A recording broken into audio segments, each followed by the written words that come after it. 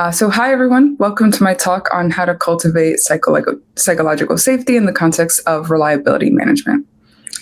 So before I go on, I'll begin by saying that while this talk is centered around reliability management, it's generalizable to many contexts. We'll talk about incident management, which put another way is crisis management, sustainable organizations, and leadership in general. So just a little bit of background on me. I'm currently a staff engineer on the operations engineering org at the New York Times. Within that, I focus on making systems across all of the Times observable. Over the course of my career, I've been on many engineering teams, and each of these was unique in its own way. Each had its own way of doing things, its own unique set of problems. But in spite of the complexity that each of these teams had, two things always remained true. The first is that teams always perform better when they feel psychologically safe. I'm sure this isn't surprising. Psychological safety is something we actually talk about in tech now, especially since the pandemic started. What I really want to emphasize here, though, is that psychological safety is even more important for site reliability engineering because of the nature of our work. Every engineer has at least one story of a time they took down production or deleted some database. And the reason we remember those stories so vividly is because they were stressful at the time, right? Especially if those things happened to us when we were less senior. Incident management is stressful. It's a vulnerable time for our systems, but also for ourselves, right? We're more prone to mistakes during times of stress.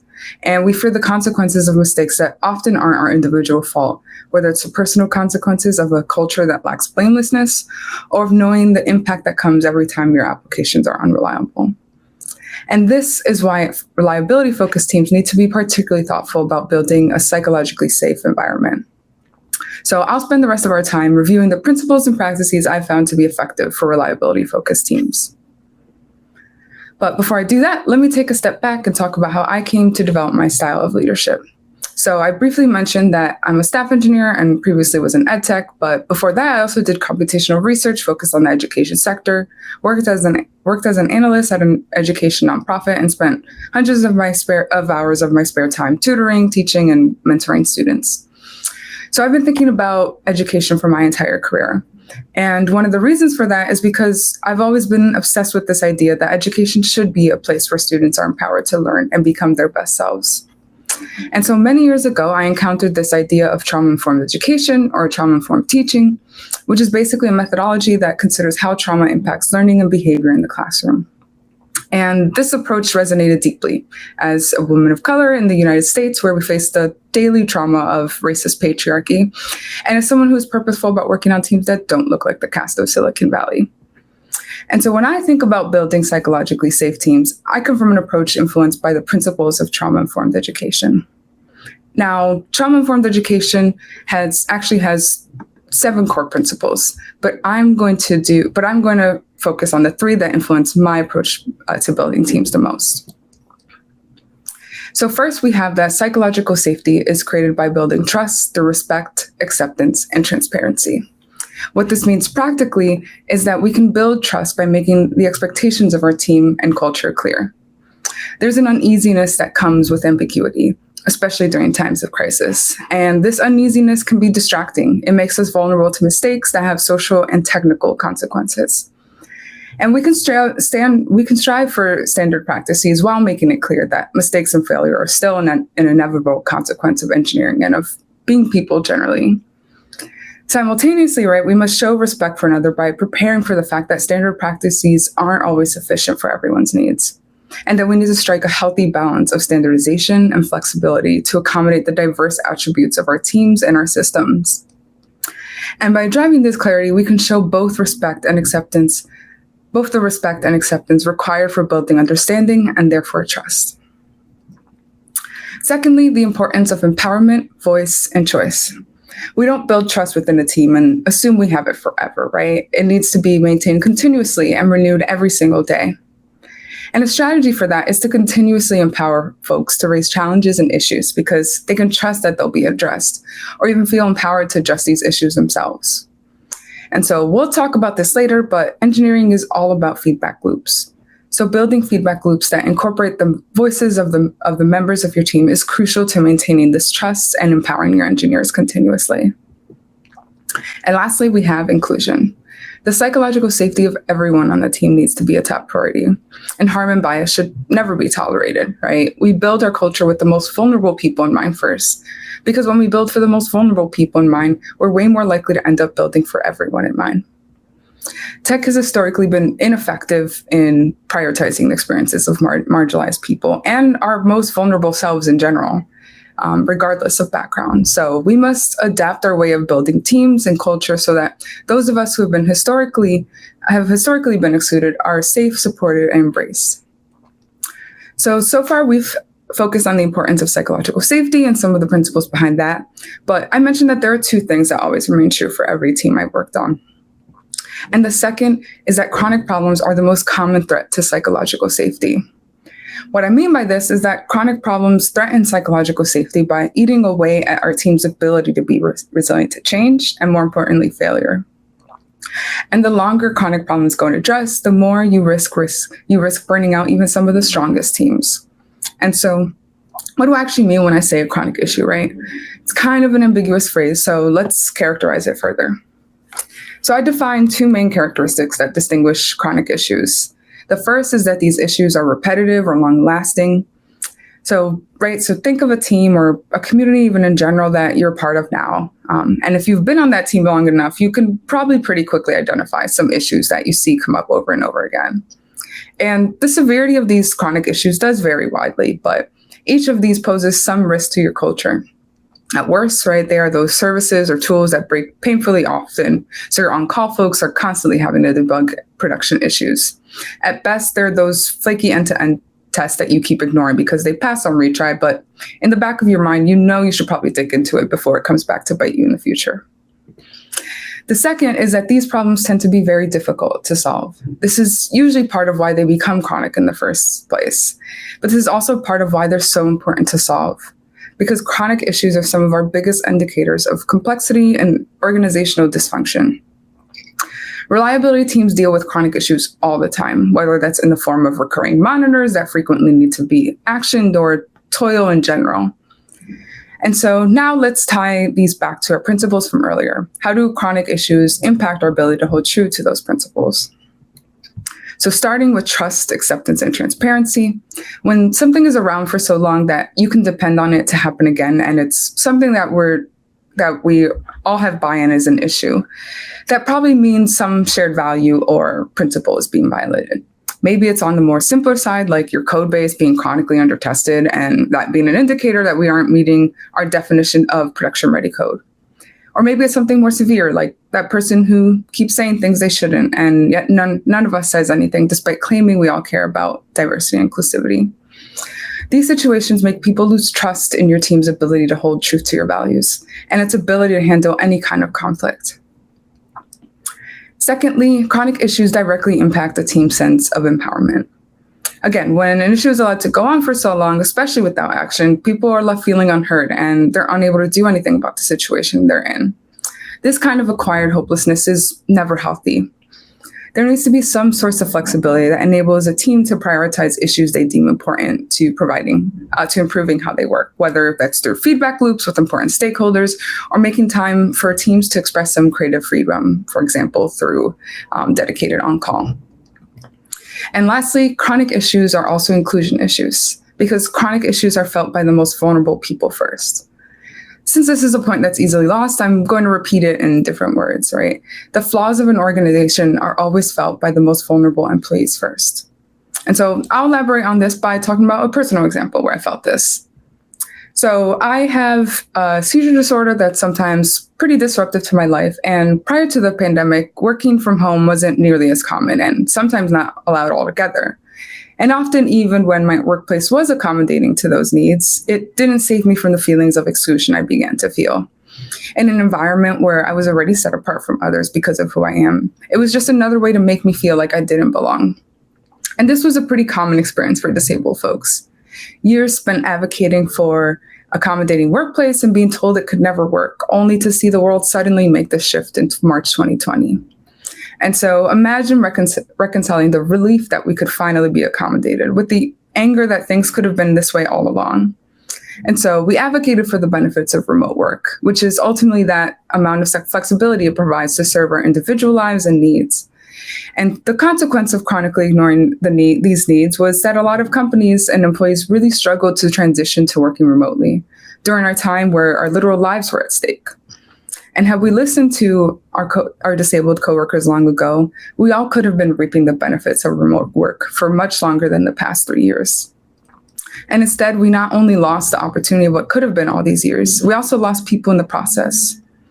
And this is just one example of when everyone could have benefited from building our workplace with our most vulnerable employees in mind first. And there's a version of this type of issue that exists for every vulnerable or marginalized community of our field, whether it's by race or parental status, etc. Furthermore, bias is a chronic issue itself. Even the healthiest cultures have bias embedded in them. So when I asked you all of a chronic issue earlier, if you couldn't come up with one, then bias is the first one you can probably start off with, because I guarantee this is a chronic issue for someone. So how do you make chronic sure that chronic problems don't kill your culture, right? Where are these different points of intervention? And so I define 3 approaches to handling chronic issues. The first is preventative, and the second is proactive, and the last, which is the one we want to avoid as much as possible, is reactive. The preventative approach requires you to design processes and systems that prevent these problems in the first place. This ties back to what I mentioned about striking the right balance between standardization and flexibility. By using our collective context to inform how we strike this balance, we can design systems or processes that age and scale well. We won't be able to prevent all of our problems that way, but it can reduce the number of problems and keep us focused on harder problems that will mature our team quicker. We're always going to be solving problems, but again, ideally the problems we're solving are different or new problems. And so to do that, we have the way of monitoring the health of our team or organization. And so these are the feedback loops and contexts I've mentioned, and they can take many different forms, but the point is that we should make it easy to find patterns that serve as input for short-term and long-term improvements. Feedback loops ultimately serve the function of communicating context and pain points through the team, which is important for ensuring that people are being heard. I started off this talk by saying understanding risk and planning for failure is a tenet of creating psychological safety. Problems will arise, it's inevitable, but the upfront investment that you put into building robust feedback loops will drive your team towards being in a preventative or proactive state instead of one that's reactionary. And so to ground this in an example, one robust source of feedback is on-call, right? The experience of on-call is a great feedback loop for improving the way your technology and team works, because we can learn something from every alert, every page, and every on-call task. All of this is powerful data that can be used to improve ourselves and our systems. Next, you should be strategic about how your team prevents chronic issues from happening in the first place. Going back to our feedback loops, right, we should constantly be learning from these, over time building our team's collective knowledge of how to manage reliability effectively and build excellent software. And this is really important for morale because people feel good when they produce excellent work, which is why I tend to lean more heavily on the design and production readiness phases of engineering. Now, we have to balance this time with being able to ship quickly, right? And so when I say this, I think everyone's first instinct is to kind of hold their breath because they think, I like to run my team slowly, but I've always found the opposite to be true, right? By investing early and continuously so that we aren't constantly distracted by systems defined by their inability to be reliable, right? The most successful projects I've seen, yes, were delivered on time, were ones where a lot of thought was put into the technical design and production readiness parts of building software, because they ultimately made development a lot more smoother and built confidence for when we ultimately released. Now, when you're not in this mode, it's hard to get there, right? It involves a degree of trust that the time you invest more upfront will pay off later. And so when I first introduced this way of engineering on a previous team, I heard a lot of initial feedback from my cross-functional peers who were concerned with productivity. So for the folks who are on teams who feel like rushing is causing a lot of your production problems, but feel stuck in this cycle of rushing, choose one project to try this out and see how it goes. And if it goes well, use that as a model for getting buy-in and driving long-term change. Now, this long-term approach has to be complemented with a short-term approach for when our long-term strategy inevitably falls through from time to time. Which is why having a strategy for how you hold your teams accountable to itself is important. These strategies or frameworks should be transparent and aligned with our core principles. Our decision-making shouldn't happen in a silo, and our teams should feel like they're part of the process. Luckily, the tech industry has come up with one solution to this need, which are several service level objectives and error budget policies. And so service level objectives, or SLOs, introduce transparency by defining our reliability targets more concretely, right? It clarifies our collective expectations around what reliability experience we should be providing users. Coupled with error budget policies, which define the more concrete measures we should take when we stop meeting those expectations, SLOs can introduce an extra layer of accountability that makes teams more resilient to failure. Now, let's talk about a very common source of teams, and that's on-call. Most engineers I know don't look forward to on-call, right? Incident management can be stressful, especially if the state of your on-call shifts are best described as utter chaos. But that shouldn't be the case, right? If your engineers dread your on-call shift, that means the state of your on-call is healthy, right? And this is an excellent signal.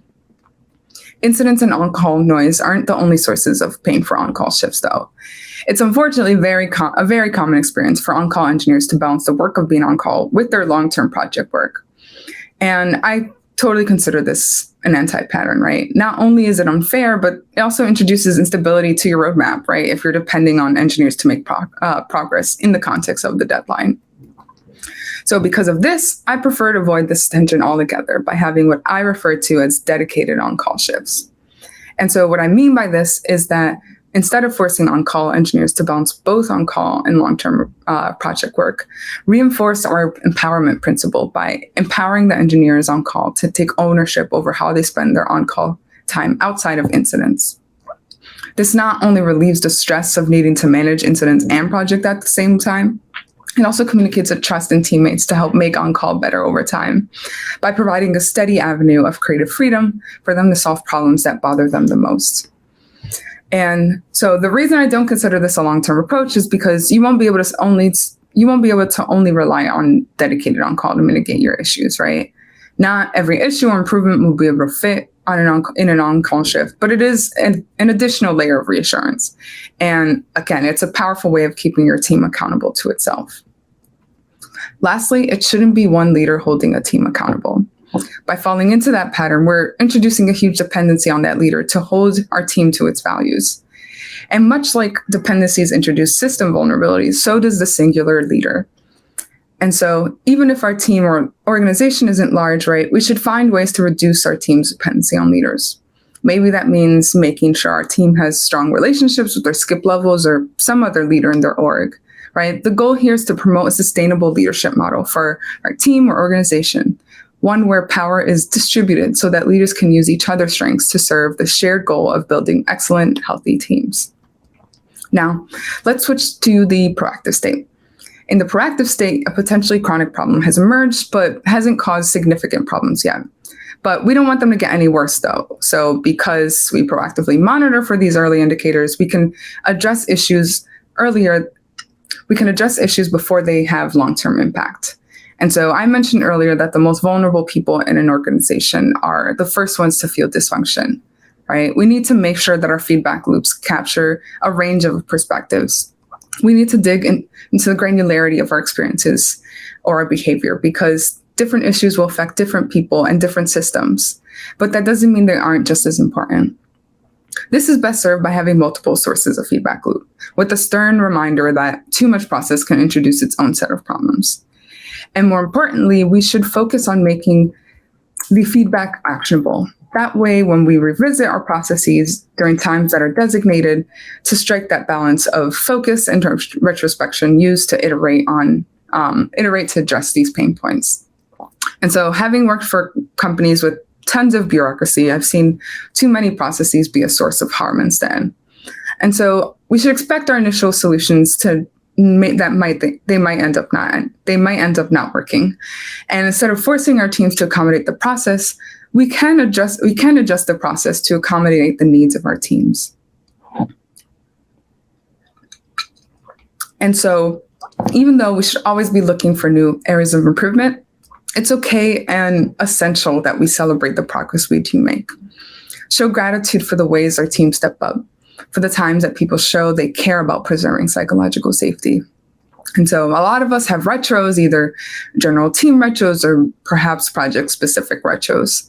Make space for explicit celebration during those rituals, right? Revisit premortems to see what risks you identified but ended up not happening. And make space during incident postmortems to celebrate the things your teams did well during what was probably a stressful time. And so lastly, there is the reactive approach. At this point, the chronic issue has already had a negative impact on our team, and we're kind of forced into addressing it. And so once we've reached a state that an issue has become a chronic issue, it becomes a lot harder to solve, and it becomes a lot harder to restore our team's sense of safety. Because at that point, our team has probably lost some trust in its leaders, perhaps the organization in general, and worst case scenario, even each other. Now, instead of taking this moment as a signal to make change happen, what we often see is organizations come to rely on acts of heroism until people reach the point of burnout. And so when I say heroism and burnout here, I'm not just referring to the type of burnout we tend to focus on, which which is overworking. I'm also referring to the type of emotional burnout that happens when someone is in an environment that's unhealthy, whether that's something like constant underappreciation because we're so focused on the work, or something more severe like dealing with bias or harassment. So it goes without saying, heroism and burnout are not effective strategies for organizational failures, because that's what we're asking of people when they're put in that situation, to make up for organizational failures by sacrificing their well-being. Now, let's expand on the cultural and organizational consequences of heroism some more. Heroes prevent true progress because they're band-aids to systemic issues. They prevent progress by enabling us to put off the hard work of actually addressing those deeper organizational flaws. And so kind of like tech debt, right? It might be effective in the short term, but it's not an effective long-term strategy for building sustainable organizations. Eventually, we have to pay that tech debt back. And the way we pay that back tends to be in the form of burnout. And so not only is that awful for people who have to experience that, but it's also awful for our organizations, right? We all know how hard it is to retain people these days. Don't give them more reasons to leave. And even if we're in a situation where our only choice is to engage in heroics, we should push back and say no if we're in the position to. And if we're not in that position or still forced into engaging in heroics, perhaps take that as information for whether this is the type of environment we want to be a part of. Lastly, the impact of heroism isn't distributed equally. It looks different depending on your personhood. For some, it's a point of celebration. For others, it's merely an extension of what already might be a psychologically unsafe environment, right? So for example, when people with more power present themselves as heroes, right, they're often celebrated for it. But for others, it can just feel like an expansion of what already might be unfair expectations. And so setting the precedent of heroism not only means furthering the unfair expectations placed on these folks. This is what we mean when we say that underrepresented people have to work twice as hard to get half the recognition. Who we choose to celebrate is a reflection of our values, encoded in biases, and the privilege of choice to participate in heroics isn't afforded to everyone. The second part of this third consequence here is that heroism often leads to disproportionate impact. Earlier, I said how leaders should reduce the team dependency on themselves, right? And this applies to everyone in a team or organization. Heroism is dangerous because it redistributes power by putting people in a position where they have to depend on leaders. This is part of why having a strong leadership core is so important. When a team or organizations become so reliant on one person, especially when that person is a leader, it can start to feel like they're untouchable, like they're incapable of doing any wrong or being held accountable. And so what do we do when we get here? Unfortunately, I'm here to deliver some perhaps obvious but hard truths. When a team reaches this state, leaders are the ones responsible for the organizational failures that got them there. Blameless postmortem culture is a wonderful tool, but it does not often apply to leadership. In fact, a crucial part of blameless culture is that you shift towards identifying the systemic reasons that cause the problem. And so while blameless postmortem culture might not agree that leaders are at fault for these issues, blameless postmortem culture definitely agrees that leadership is responsible for them.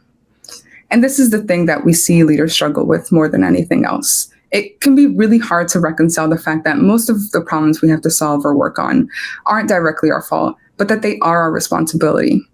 And that ironically, as much as we don't want to cast blame and whatnot, it's when we ignore our responsibilities as leaders that issues actually start to become our fault.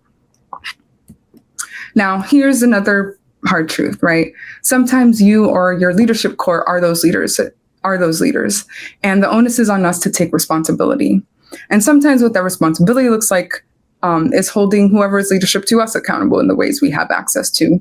But it's just as important that we recognize the role that we play in organizational failures. Because the higher up in leadership we are, the more our flaws have the potential to scale across our organization.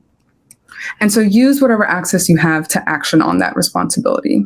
Sometimes we have to be strategic about when to use the privilege that comes with leadership, especially for those of us who are underrepresented. But generally speaking, most people tend to underestimate and underutilize that privilege in the context of leaderships, but also in the context of the world generally. Now, I've thrown the word responsibility around a lot and given very little direction on what that looks like. And so taking responsibility as a leadership is wildly complex, but I think the approach can be condensed to 3 general steps. And so the first is to admit where we went wrong, right? Admit that we played a role in letting it get this way, whether our role was one that was direct or one of enablement. The people we lead will actually appreciate us a lot more for being vulnerable about where we went wrong, especially when we follow up with action.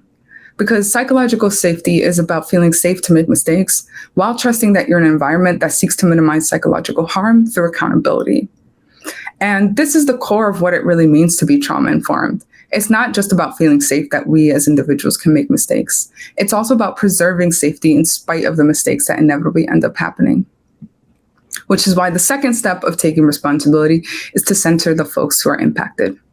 This is where we really need to practice empathy, right? Who was harmed in the process? Who had to step up as a hero or leader because we didn't? Thank them, reward them, and ask them what we need to rebuild trust. We might not always be able to provide what they need, and oftentimes it might be even too late to rebuild that trust. But at the very least, right, they deserve to have their experience honored through change and actions. And selfishly, their thoughts and words can serve as the reminder we need that the work of leadership isn't about us. It's about the teams that we lead. And lastly, there are the actual changes that you follow up with. That means revisiting the preventative and proactive measures that you have in place. We should ask ourselves, where did our processes fail to get us here? What cultural and organizational flaws contributed to the situation? And so tying back to what we just talked through in the last slide, right? When centering those who were impacted, ask for their thoughts on these questions without placing the burden on them. And we can do this by putting our own thought into what changes we think will be impactful and asking them, what did we miss? And so what's not obvious to us, right, might be very obvious to them. And so ask them, because the experiences and feedback they provide is powerful data we can use to improve our organization. And we should always consider the vulnerability that comes with sharing these experiences and thoughts a gift. We can honor this gift by following up with action. Depending on the situation, what those actions look like vary widely, but approach it from a systemic thinking angle, right? What organizational change can we drive to remedy the situation and make sure that it doesn't happen again? And again, depending on the situation, we might have to make some tough decisions. This is really hard, but it's also really crucial because threats to psychological safety aren't a trade-off that we should make lightly, right? Leadership is earned and not owed continuously, because just like the flaws of an organization are felt by our most vulnerable coworkers, so are the flaws of our leaders.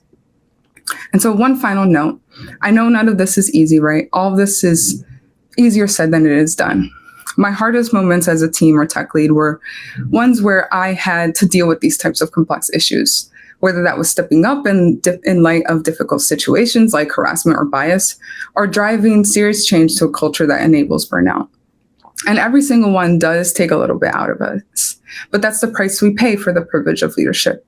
And as leaders, we should never lose sight of that privilege, the privilege to cultivate culture, to cultivate community in a way that achieves excellence without sacrificing people along the way. And in a world where sacrificing people in the name of business needs is so unfortunately common, choose to bring this energy, this way of thinking, in all the ways that you have access to. Trust me that as hard or as frankly as scary as it might be, having been on the side where my access to that was very minimal, the heartache that comes with leadership is still one of the best privileges I've ever had. So honor that privilege by being honest with yourself and others about where your organization isn't doing right by people, where you might not even be doing right by people. And so this is why we attend conferences like these, right? To refine our craft by being exposed to other people with experiences that we can learn from. Honor your craft as a leader by surrounding yourself around people who can hold you accountable and whom you can do the same for. Leadership can be very lonely, but it doesn't have to be, for our sake and especially for the sake of the people we have the privilege of leading. Thank you. Yes, thank you so much. There was a lot of stuff that resonated with me. I started as a leader a couple of years ago, actually, after 20 years of IT, and I realized that was piling on complexity, a lot of complexity to other people, because in my mind it made sense. And there's a question about that by Klaus. So how could one avoid piling up too much complexity on a platform or features on a platform, so that the on-call people, the people who have to kind of deal with it, don't get lost in the too much stuff to care for. I mean, this way losing trust in themselves and feeling helpless, like in front of like 20 different features that I have to answer for to the customers. Yeah, I think it's about being continuously intentional. And sometimes you inherit these systems, and that's when it really gets hard, right? But if you're starting more from an earlier phase, it can be easier to continuously be intentional about like how information is shared across folks, right? And sometimes it can feel like, you're almost wasting time focusing on this, right? But like, again, it's a short-term, not doing that is a short-term sort of trade-off, right? So, long-term it'll serve us. And so, those are some of the things that we can do more from the beginning. And even when we start, implementing new stuff from systems that we inherit. I think the other part of this, right, is, and I think I mentioned this a little bit, right, is finding avenues to make things better, especially if you're already in systems that you're inheriting. I mentioned the dedicated on-call, right, and hopefully your on-call isn't so chaotic that all the time is being spent on incidents.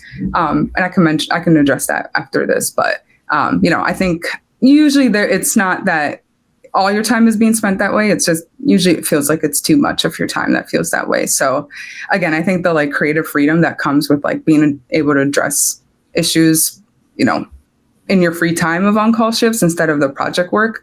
I think that provides avenues to at least start to address it or educate yourself in it, right? It doesn't have to just mean like addressing issues, or perhaps like start to see the lack of education as issues, and not just like ones where things might be failing, right?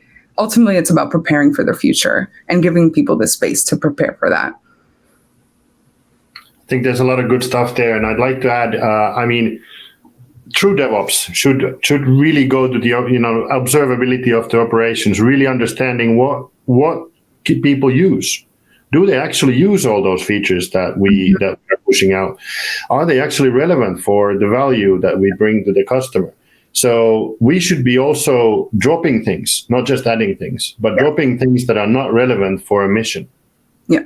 Yes. And that often requires building up a lot of buy-in from folks that we have who are stakeholders, right? Like, I think I've often heard about like what can be a contentious relationship between like product and engineering, right? But like, I think working on getting their buy-in through like truly understanding like the perspectives they're coming from, which is ultimately like they do have pressure, top-down pressure to like deliver, right? And so one, there's like getting their buy-in, but it can also mean like making sure that it's communicated to your manager, and then they hopefully work with their managers, or, building relationships ultimately to sort of give a face to like the issues that are impacting us most. I think sometimes we try to almost over-index on like the technical parts, and those are important, but, I think people care about people, I think, deep down. Maybe I'm an optimist, but I think generally speaking, most people care about other people, especially if they work with them closely. So again, I think like giving face to that instead of it sort of being like maybe even a like dirty little secret that it sucks. But yeah, so these things don't really become problems because before they become big problems. Yes. In that sense, you don't really address them until there's something on your hands that you didn't want on your hands. Yeah. So we really should be courageous in terms of challenging the thinking of, well, let's not spend money on taking things away. We should be spending money on putting more things. Mm-hmm. So we and in this way, I think value stream thinking is very, very useful. Yeah. And now, please go if you have something. Yeah, I think for reliability engineering, sometimes I almost think it's like easier for us to get buy-in, right? I think it's like, up versus downtime on, a website where ads are a huge part of your business model, right? That's like, it's very easy to quantify that. And like, I think the combination of being able to quantify that with like the social consequences of what that looks like, usually is a pretty compelling thing to sort of anchor on. Yeah. So there's another question from Wilma. Do you have any tips how to support vulnerability in consulting? Oh, yeah, this is something I've been thinking about a lot, actually, because it's easier when you're in a smaller organization because often you already have relationships that you can like rely on. But in an organization where that's not the case, like, so the New York Times is like hundreds and hundreds of engineers. It's impossible for our team or even organization to like have relationship with all of them. And so, I think a lot of it is, so the way that we're approaching it actually is like we have an embedded model of, reliability management. And so we're using that as a sort of like bottom up approach to building a culture that like cultivates vulnerability or like a learning culture. And so that's kind of the more like leading by example. But then also there's like this top down change that does need to like be complementary to that bottom up change. And so I think it's really important to approach it from both a bottom up and top down. And the top down becomes way easier like when you're in positions of privilege, right? I'm a staff engineer. I think it's way more easier for me to like work with upper management to make sure that that's prioritized. So often when you're not there already, it's like you're going to have to put in a lot of work. I'm definitely feeling that right now because there's like historical baggage that you might have to address. And so, and I think listening to their concerns and incorporating it into like your platforms should be like table stakes, right? We should be very customer driven. And for us, like in platform reliability management, our users are indirectly end users, but also our users are usually other internal engineers. Sure. Okay, then there's this one question that I really had in my head. If this is not appropriate, tell me, but I'm wondering, you've been working for Teachers Pay Teachers and now New York Times, and especially New York Times, the traditional journalistic world saw the digitalization wave as a bit of I would say a threat even. We can see the numbers, that, how many subscriptions are now digital and that were paper. How do you see the software engineering profession and the organization there in terms of appreciation and psychological safety? Is it, not sure where I'm going with this, but maybe you'll catch it. Yeah. I think I'm starting to mention the historical baggage, right? I think like for our organization, there's a lot. And it's not only because of like necessarily culture that we've cultivated. We have particularly hard issues, right? Like we have legacy systems where like, COBOL or like Fortran were like machine translated to Java. And right. And they're like, 30 plus years old or, like super old, right? And like that is challenges that I even at Google, like didn't face, right? I mean, those systems are older than Google. So yeah, I think it's been a process, I think, of unlearning the old ways of like how our organization worked. And I think there's a version of that for any organization that's been around for a long time. So yeah, I think it's not the usual. The tone of the engineering department is definitely influenced by the like newsroom and that sort of side by it. And by influence, I mean more like culturally, not like we are very intentional about splitting journalism and business. So, yeah. That's very interesting. That's a very interesting dynamic. So I think we are out of time at the moment, but hey, it's been very interesting. I love it that we have these kind of talks that really take us a little bit outside of the tech bubble every now and then, but it's still kind of firmly rooted on the things that we do. So Lesley, thank you so much. Yeah, thank you. Greetings from EFICode, the organizer of the DevOps conference. Developer experience is regaining attention because having satisfied developers lead to better software and ultimately happier customers. Reach out to us and let's discuss how we can enhance your DevOps practices together. Visit efficode.com for more information and have a fantastic time with the DevOps conference talks.